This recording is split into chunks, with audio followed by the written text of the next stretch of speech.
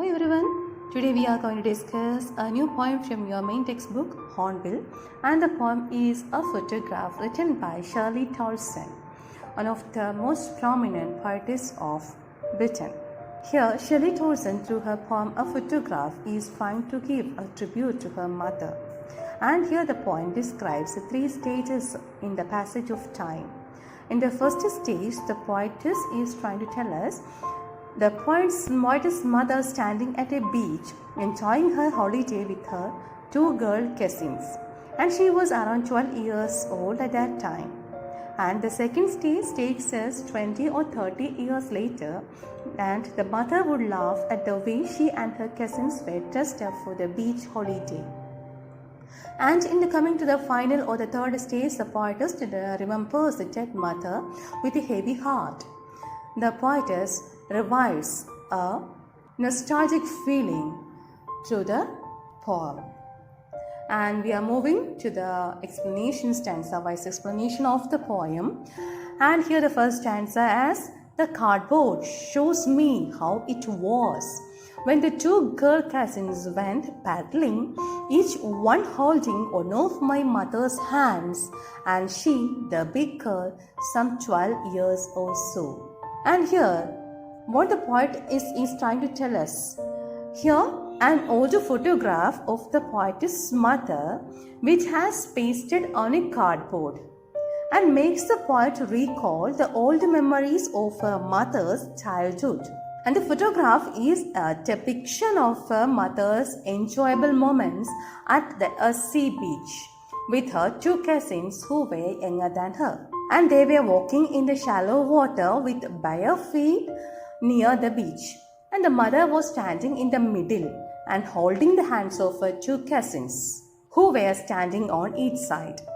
The poet's mother was 12 years old then, and it shows that the photograph was very old, but the poetess has kept it very precious as it reminded her of the sweet memories of her mother. And the photograph also indicates how enjoyable her mother's childhood was. Here the meaning of the word paddling is walking through the shallow water in bare feet.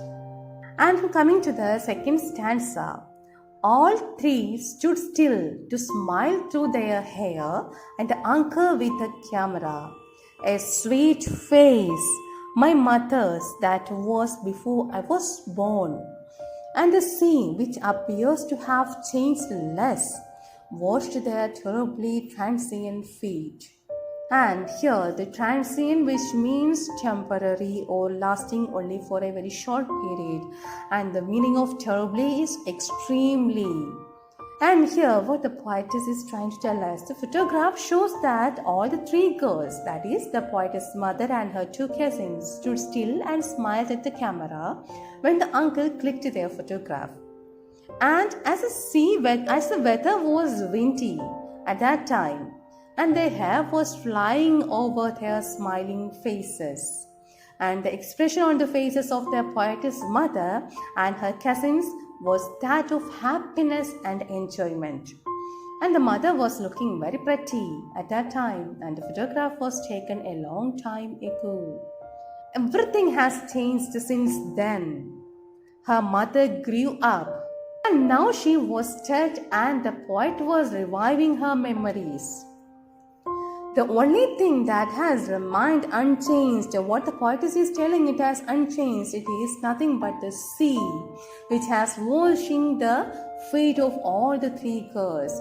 The mention of the word transient indicates the ever-changing lives of human beings as well as the shortness of their stay in the world, in contrast to the eternity of nature. The girl's life changed drastically during this period, but the sea has not having any changes. And the stanza beautifully explains the transient nature of human beings. Coming to the third stanza. Some 20-30 years later, she will laugh at the snapshot. "See, Betty and Dolly," she would say, "and look how they dressed us for the beach. The sea holiday was her past, mine is her laughter. Both rye with the labored ease of loss. And the word meaning of snapshot is, of course, it is photograph.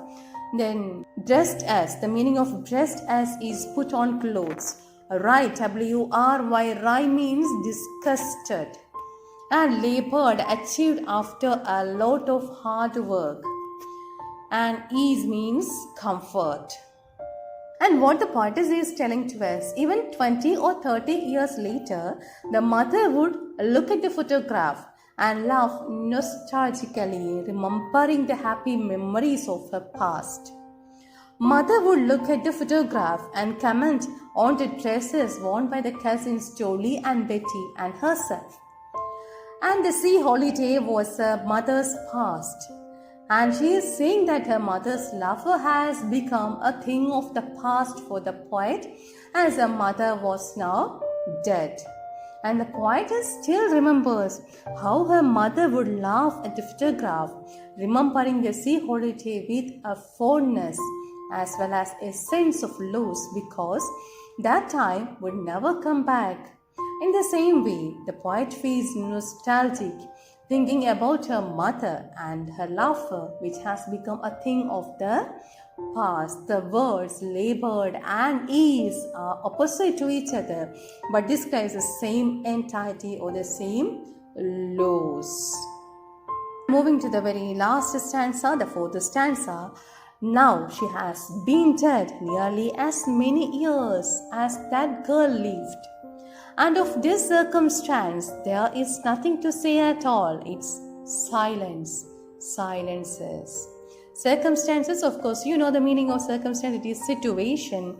And silences means make someone unable to speak. The poet recalls that it is nearly 12 years since her mother died. And the poet is consumed with grief, but is left with no words to express her loss and pain. The poet is totally absorbed in memories of her dead mother, and the painful silence of this situation leaves the poet speechless. And the poet can feel the grief, but is unable to express it through words. And the silence caused by death makes the atmosphere gloomy, where no one is able to utter the words.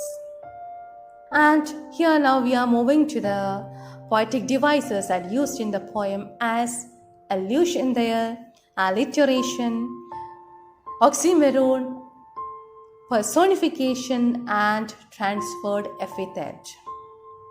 And here, through the word cardboard, the poetess is giving an example of allusion, which actually refers to the photograph. Means allusion is a reference or an incidental mention of something, either directly or by implication. Here the cardboard is as an example of the implication, which refers to the photograph. Alliteration, of course, you know alliteration is the repetition of the initial letter, generally a consonant. Here you can see the examples in as stood still to smile. The S is repeating, and the terribly transient, the T is repeating there. The silences, the S is again repeating there. Personification. Here it's silences. The situation has been given the human quality of silence. Here the situation of a mother's absence, and that situation has given the human quality of silence. And here the new one for you, that has transferred epithet. Transferred epithet means, or it is a description that refers to a character or an event, but is used to describe a different situation or character. As transient feat. As an example of the transferred epithet in the poem, it refers to human feet, but it is used to describe the lack of permanence of human life. And coming to oxymoron, with the example as labored ease.